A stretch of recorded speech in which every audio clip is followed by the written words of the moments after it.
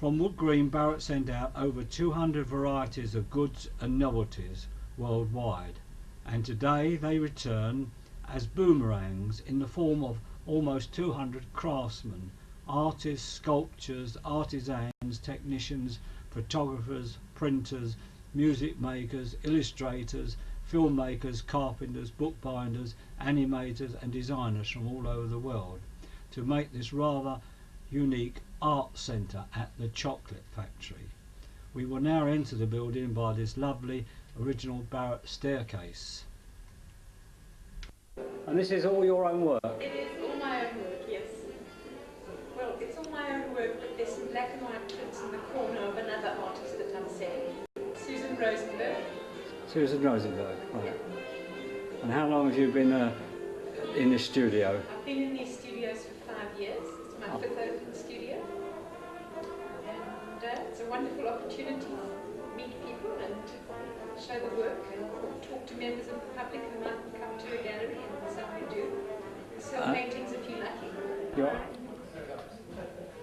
lucky. Your name is?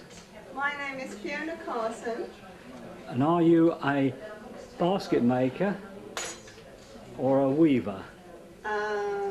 A bit of both, but probably more of a weaver than a basket maker. And you've been in this, the studios here in the chocolate factory, which was the old Barratt sweet factory. You've been here for several years now, have you? Yeah, I've been here since the beginning, when they first said that there was studio space over here. And I sat down on Alexandra Palace Hill and I thought, well, if I change studios and come and work here, I'll be able to go by bicycle or even walk. Neither of which I've done, but that was the motivation because it was so near to where I live, because I live in Crouch End. Yes, okay. Well, talking of baskets, that red one with the blue spilling out, that's supposed to be water with herring in it. And that is based on Scottish fisherwomen who used to wear striped aprons, and they used to gut the herring, and they'd carry these baskets on their backs which were called creels because they were big enough to get all the fish in, and they strapped them on their back. And they used to call out Caller herring, fresh herring. Yes, And I remember singing it out at school. What? I remember singing out at school. Do you? I'm a colour herring, a bonny fishing, health and faring. I'm a colour herring, you drawn frae the fall. Are you an artist here? I am, yes, I am. And is this your picture behind you? They're all my pictures here. I'm Isa Levy. And your name is what? Isa Levy. Isa Levy. Yeah, yeah. Right, let's have a look at some of your pictures. Yes, okay.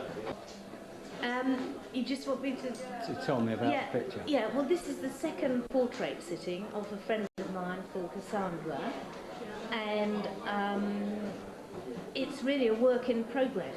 I'm not happy with the facial features yet, but it's got the first feeling of the balance of the whole painting, and I'm going to be working up from the face, the more detailed, and then building up the background and the material of the blouse and the trousers. And it's an exciting part of the process, because at the moment I can see that it's got a nice composition now, but bringing it to its final completion, I don't know about. We just have to see it at the end of its journey.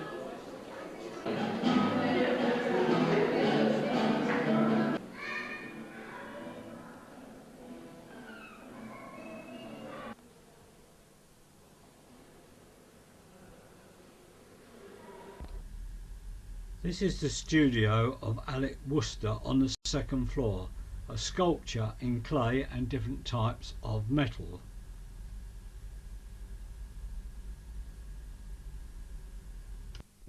Could you operate the your winged vehicle? Do you hope to fly with this? Do you hope to fly with it? This is Carol Tarn, a portrait artist. She's a newcomer, only been here 6 months, the date being October 2004. And here are some of her examples of her portraits.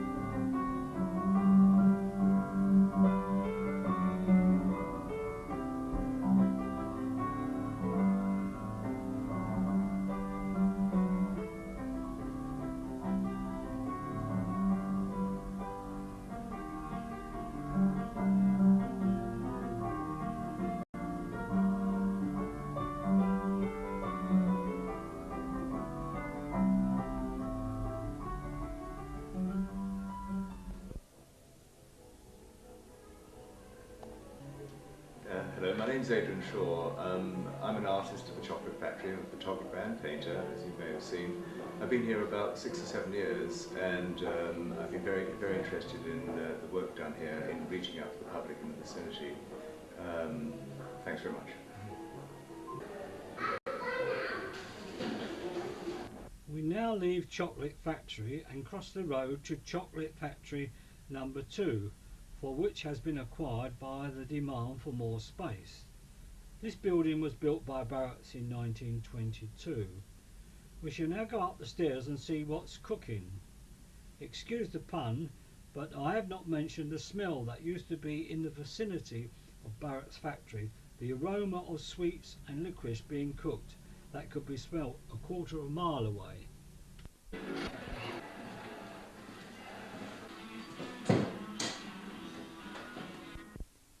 I mentioned earlier on in the story of a restaurant in the Good Food Guide on these premises, and this is it, on the ground floor of the old factory.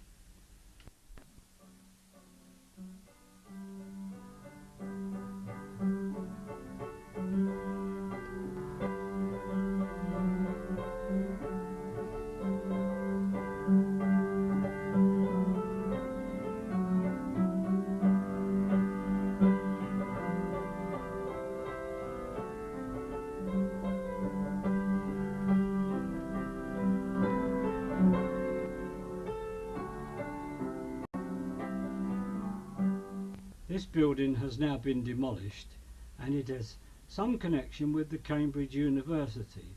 Plans were drawn up by students to replace it. So that's where the name Granta House and Cambridge House comes from. On the left hand side of what is now Cambridge House is a security store warehouse, which has still got some of the original roofing of the covered loading yard. Home now for pigeons. We now enter Cambridge House, the old office block of Barratts, built in 1897, possibly the finest building in Wood Green at the time. As we step over the mosaic pattern, it reminds us of the Barratts trademark. Looking back in time, I wonder how many local people would have passed through these doors just to apply for work here. Today it is the home of a housing trust. It is strange to think that today a lady now working in this very building for the Housing Trust worked for Barratts in the 60s. I started working here at Barratts in 1961 when I left school at 14. I worked at that time putting the licorice into the sherbet fountains. And what did you have to do at the end of the day? Clean out the sherbet cupboard and go home covered in white powder from head to toe. And how long did you work at Barratts? A couple of months.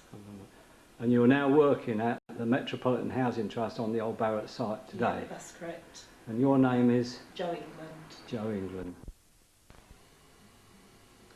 Thank you, Jo, for being the link between the past and the present for the Barratt and Company sweet manufacturers on this historical site.